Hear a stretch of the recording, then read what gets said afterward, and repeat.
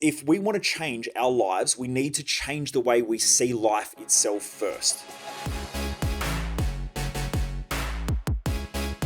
In this video, I'm going to crack a massive myth and misconception that most people have. Now, if you don't know who I am, I'm Michael Mojo. I'm the owner of Mojo Human Performance Institute. We focus on business, mindset, and lifestyle hacking for driven mofos. And the reason why I'm doing these videos is because most people waste their life, and I just don't want you to be one of them. So let's talk about this. This is something that I think a lot of neuroscientists know. I think that some people who have maybe been in the personal development space or the self-help space or the psychology space might understand, but the majority of the population don't understand this really important fact about life. And it's something that holds most people back, which is why I want to talk about it. And that is that your external reality that you create, or the perception that you have of what you call reality, is actually an externalization of your internal dialogue and your internal perceptions. Your external world is a direct reflection of your internal world, not the other way around. Now, let me explain. In our brain, we have some filtration mechanisms. Now, there's some of this is certain, some of it's a bit uncertain, but there's some different theories out there. Now, I'm going to give two different examples. External world is chaotic. So out in this real world here that we call the real world or reality, everything's turned to chaos, everything's turned to shit, and you've got two people. One person sits there, looks, and they go, we need to start creating certainty. I'm certain that I can do it. Let's get out there and fix some of this stuff. I believe that I can do it. There's also plenty of opportunities here, and they have internal certainty. That internal certainty will show external opportunity and the ability to create certainty in their external world. You have someone else who that same thing affects them in a way where they go, I feel uncertain, this is unsafe, the economy's bad, this bad stuff keeps happening outside of me, and that then affects their internal world. Both are living in the same circumstance, yet they both think completely differently. And they both feel completely differently because of that. Another great example is there's a car accident. Old lady's driving down the road, goes to turn at a corner, and a car comes through the traffic light and bang, they crash. Two people witness the car accident and they're standing right next to each other. They both run over to help the old lady because they see her, the crash, the car's all bent up. They both run across the road to help this old lady out the car. Now, the first person after the event starts having flashbacks, and they start having almost like a post-traumatic stress, and they keep seeing flashbacks of this old lady's face with blood running down her face, and they think, she could have died, I can't believe it. Today, I saw this person almost died in this car accident, and the other person who is right next to them runs across the road, and they help the old lady out the car as well, and they think, wow, it's lucky she didn't die. Today's a good day. Now, one has PTSD and flashbacks and it has all this emotional volatility and all this uncertainty and feels really unsafe and insecure and is worried about driving the car the next time because they keep having this flashback of this car accident and what happens if someone hits me. So they start altering their life because of this circumstance or this external situation that they perceive. The other person gets on with their life and thinks, wow, that person was really, really lucky. I'm going to go home and hug my family and tell them that I love them, and I'm going to get on with life because it's important to make sure I live every day because of this. Now, both of them had the same external circumstance, but both people live life completely differently after that event. So then what's the difference? The difference is the way that we wire our brains. It's our internal representations of things that create the external world, and the external world reinforces the internal world, not the other way around. And if you study a little bit of neuroscience, you'll see that our eyes only take in electromagnetic waves. We don't see anything, which is this. When I go through this at our Thrive Time event, the reason why I go through this in a bit more detail is because what it does is it fucks people up a little bit in most cases, and it makes people reassess all of their old thoughts and their perceptions, and they start to internalize the meanings that they've given to things, and it rattles a whole bunch of crap away that maybe they've had for a long, long time. It also gives them the power to realize that every day they're essentially creating their reality by the way that they think, not the other way around. The reality doesn't create our thoughts create our reality. Okay, and then they reinforce themselves. And I can show this scientifically, and I do this in some of our events. Why is this important? Because the more certain you are in your internal mindset, and the clearer you are about your vision, your mission, your purpose in life, your values, the goals that you're trying to achieve, you're aware of your internal self-dialogue, the stuff that you say to yourself. You make sure that you filter the people that you surround yourself with, because we have these things in our brain called mirror neurons. Mirror neurons are supposedly, the theory is that back in times where we were more primitive animals, in order to fit into the tribe, these neurons in our brain would pick up on the actions, the behaviors, the thoughts,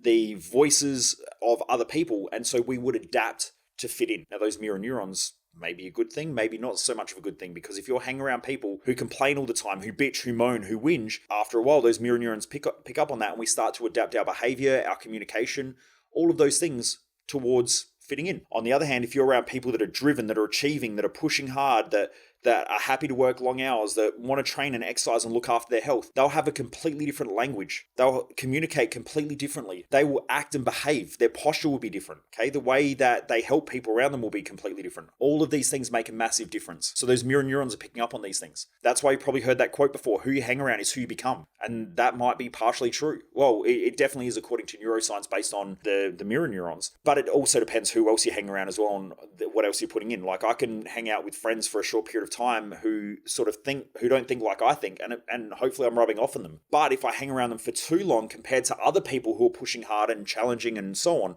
challenging life and pushing against mediocrity, that could be an issue if I'm hanging around those friends, the friends who aren't achieving for too long. Part of the reason why I go through this in our events is because it's so important to realize that if you don't like what you're creating in this world, then go and change the way you think about it first. Most people will blame external circumstances for the way that they think. Most people will blame their external world for the reason why they don't have what they want.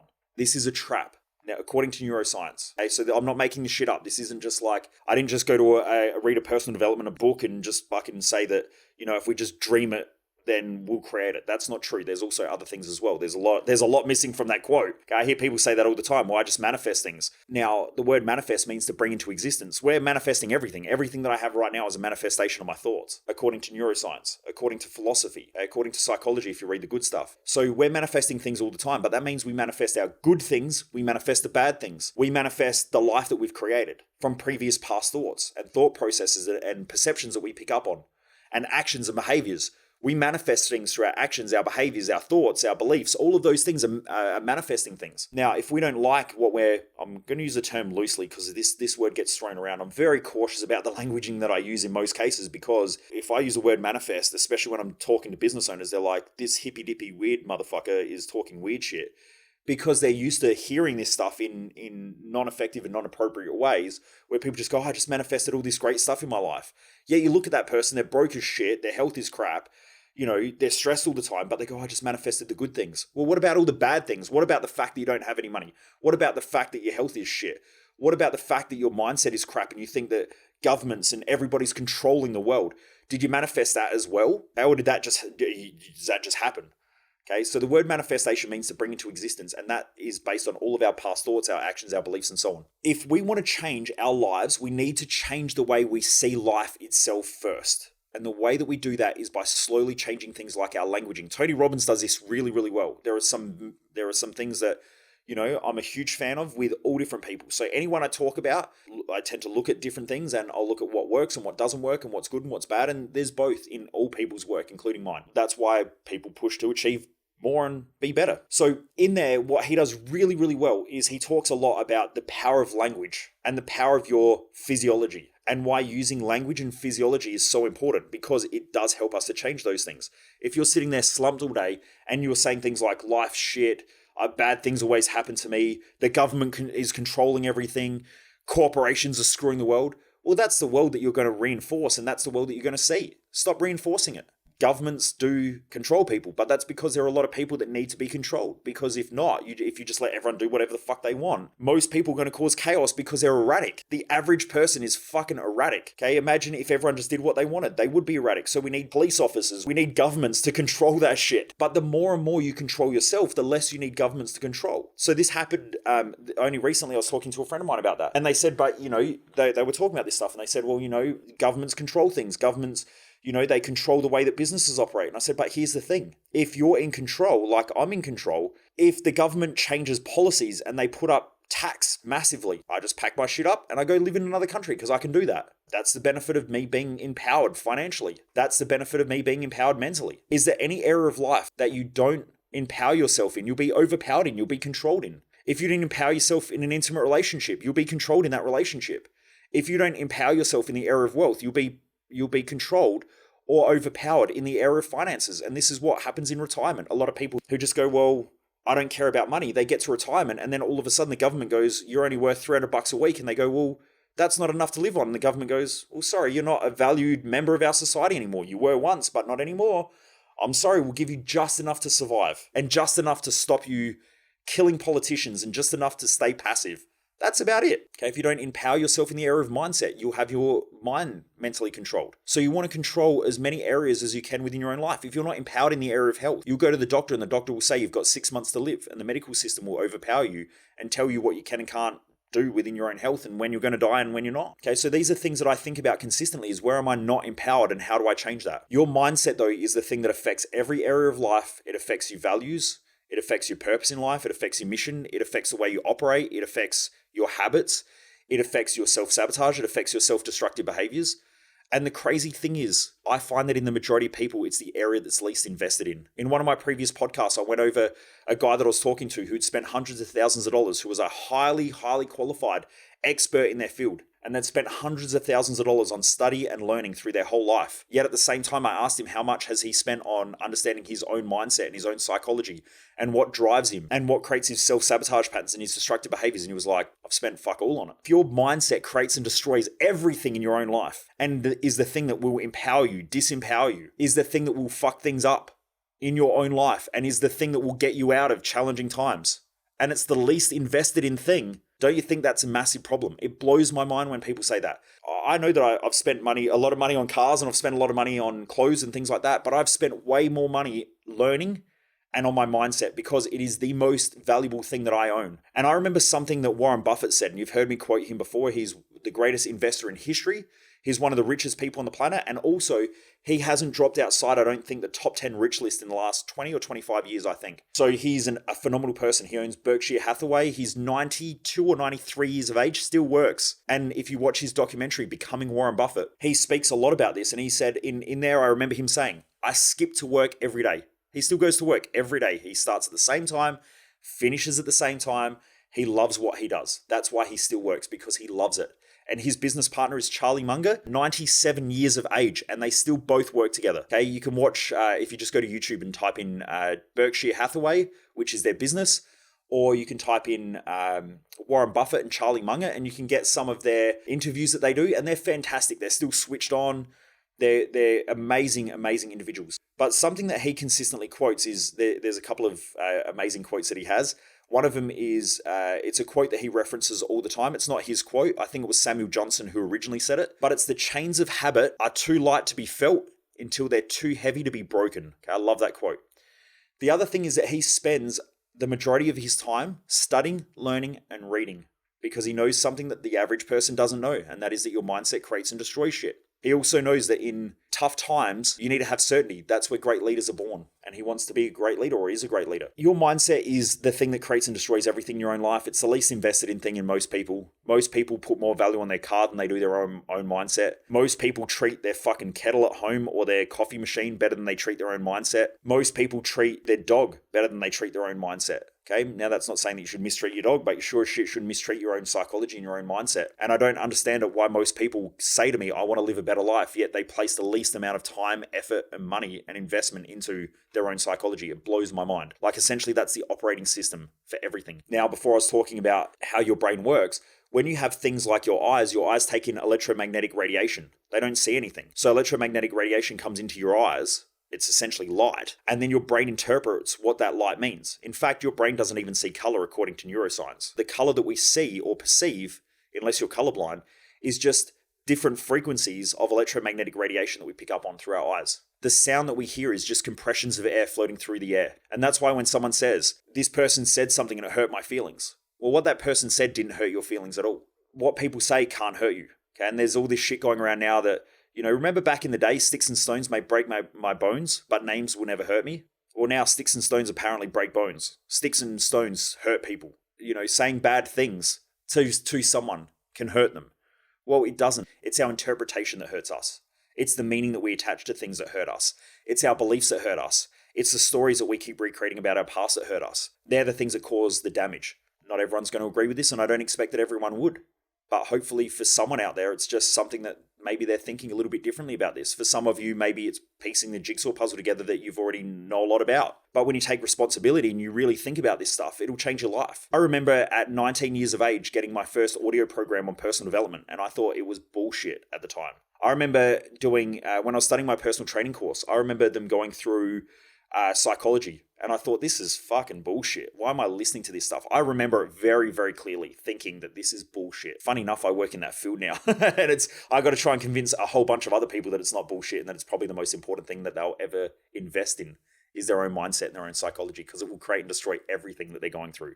I remember thinking like that when I was younger. I remember all my friends saying to me, this shit's a waste of money, you're getting ripped off. I would go to personal development events and they would say, you're getting ripped off, this stuff's bullshit. And now those same friends are the same ones who come to my events. They're the same ones who say to me, Michael, you're lucky.